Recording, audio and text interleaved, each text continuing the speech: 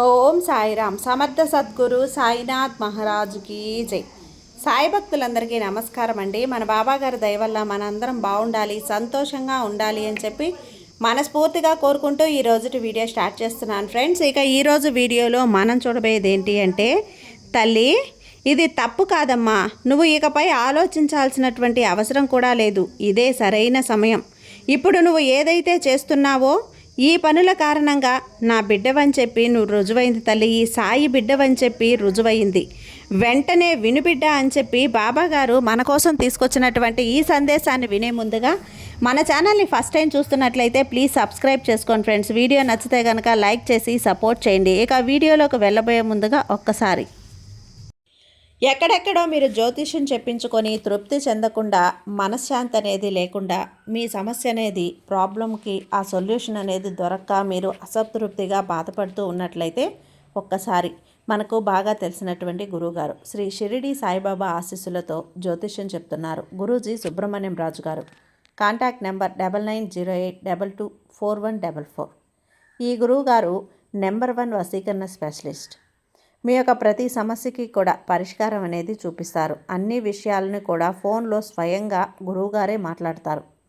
ప్రేమ, పెళ్లి, భార్యాభర్తల మధ్య సమస్యలు, స్త్రీ మరియు పురుషుల వశీకరణం చేయబడును. చెడు గృహ ప్రయోగాలకు నివారణ చేయబడును. మీ యొక్క ఎటువంటి సమస్యనైనా సరే ఫోన్లోనే 24 గంటల్లో పరిష్కారం అనేది చూపిస్తారు. కాబట్టి నమ్మకంతో గురువుగారిని కాంటాక్ట్ అవ్వండి. మీరు ఎక్కడెక్కడో జ్యోతిష్యం చెప్పించుకొని అసంతృప్తి చెంది ఉంటే ఈ గురువు గారి దగ్గర ఒక్కసారి ఫోన్ చేసి మీ సమస్యకు పరిష్కారం అనేది తెలుసుకున్న తర్వాత మీ మనస్సు ప్రశాంతంగా ఉంటుంది. కాబట్టి నమ్మకంతో కాల్ చేయండి గురువుగారికి. సుబ్రహ్మణ్యం రాజు గారు, నెంబర్ 1 వశీకరణ స్పెషలిస్ట్. Contact number 9908224144. ఇక వీడియోలోకి వచ్చేస్తే, తల్లి ఇప్పుడు నువ్వు చేస్తున్న పనులన్నింటినీ కూడా తప్పు అని చెప్పి నేను ఎందుకు అంటున్నాను? తప్పనే పనులు కొన్ని వేరుగా ఉంటాయి. వాటి గురించి మనం మాట్లాడాల్సిన అవసరం లేదు. ఎందుకంటే అవేంటో నీకు కూడా బాగా తెలుసు. కాబట్టి మరి అవి కాకుండా నువ్వు నీ సంతోషాన్ని వెతుక్కుంటున్నప్పుడు, నీ పనుల కోసం నువ్వు ఏదైతే కష్టాన్ని భరిస్తున్నావో ఆ కష్టం విలువ నీకు తెలియటం లేదు. నువ్వు ఎవరినైతే దూరం పెట్టాలి అని చెప్పి ప్రయత్నిస్తున్నావో వారిని దూరం పెట్టడంలో ఎటువంటి తప్పు కూడా లేదు. ఎందుకంటే ఈరోజు నువ్వు ఎప్పుడు కూడా మనం వెంటపడే, మనం అని చెప్పి అనుకున్నవారు ఎప్పుడు కూడా మనం వెంట పడితే మాట్లాడరు. వారిని మాట్లాడాలి అనిపిస్తేనే మాట్లాడతారు. మనం అడిగినా అడగకపోయినా రోజుకు ఒక్కసారైనా కానీ మన మీద ప్రేమ ఉంటే ఖచ్చితంగా పలకరిస్తారు. అలాగే మన కష్టాన్ని, మన నష్టాన్ని, మన సంతోషాన్ని అన్నింటినీ కూడా పంచుకొని మన ఆపదలో ఉన్నప్పుడు మనకి ఎప్పుడైతే సహాయపడేటువంటి సలహాలను ఇస్తారో వారు మనవారు. కానీ ఆపదను చూసి ఎగతాళి చేసేవారు, ఆపదను చూసి నవ్వుకొని సంతోషపడేవారు నీవారు కాదు అనే విషయాన్ని గుర్తించు. నిజంగా నువ్వు సరైన పనే చేస్తున్నావు.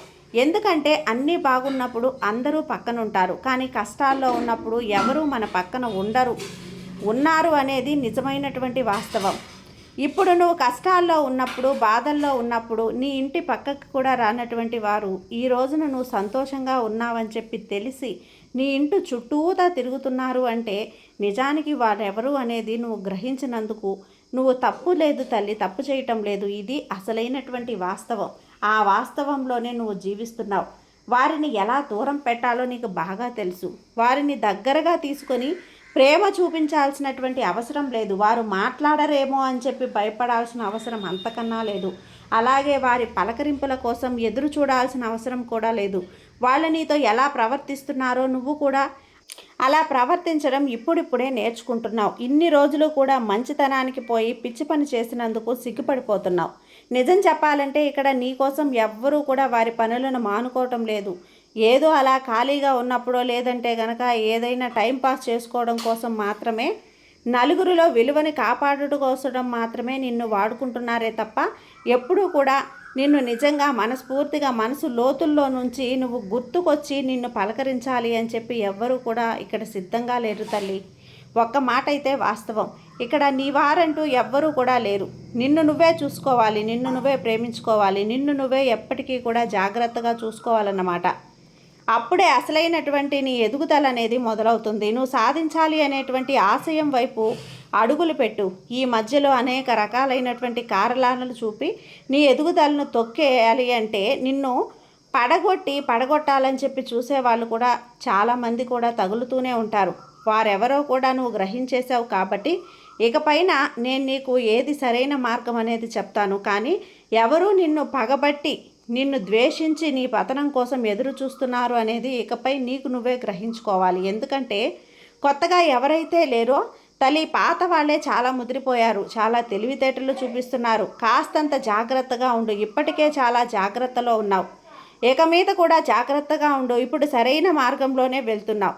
నువ్వు ఇకపైన ఎక్కడ మొహమాట పడాల్సినటువంటి అవసరం లేదు, భయపడాల్సినటువంటి అవసరం ఎక్కడా కూడా కృంగిపోవాల్సినటువంటి అవసరం లేదు.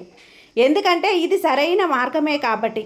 నువ్వు ఏ తప్పు చేయటం లేదు తల్లి. నువ్వు ఎదుటి వారితో ప్రవర్తించే తీరు ఏదైతే ఉందో అది కొంచెంగా దారుణంగా ఉంది.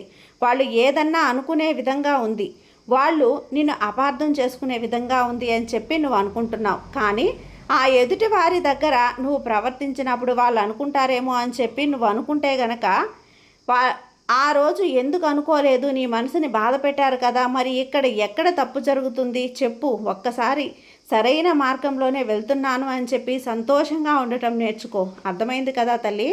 అందుకే ఈరోజు నీ కోసంగా ఈ సందేశాన్ని తీసుకొచ్చాను. ఈ సందేశం నువ్వు విన్నప్పుడు నీ భవిష్యత్తు మంచిగా ఉండాలి అని చెప్పి ఇది రుజువు చేసి నా సాయి తండ్రి చెప్పిన మాటలు విన్నాను అంటే నా జీవితం బాగుపడుతుంది అని చెప్పి నువ్వు అనుకున్న రోజునే నువ్వు ఈ సాయి బిడ్డవి అయిపోయావు తల్లి. అందుకే చెప్తున్నాను, ఈ రాత్రికే ఈ సందేశాన్ని వినిబిడ్డ. ఈ సాయి నీకు తోడుగా ఉన్నంత వరకు నీకు ఎలాంటి భయము లేదమ్మా. నీ భవిష్యత్తులో ఎప్పుడూ ఈ సాయి నీకు తోడుగా ఉంటాను. నా మాట నువ్వు విన్నప్పుడే కదా ఈ సాయి బిడ్డవి అని చెప్పి నేను అనుకునేది. అందుకే సాయి నీకు తోడుగా ఉన్నాడు.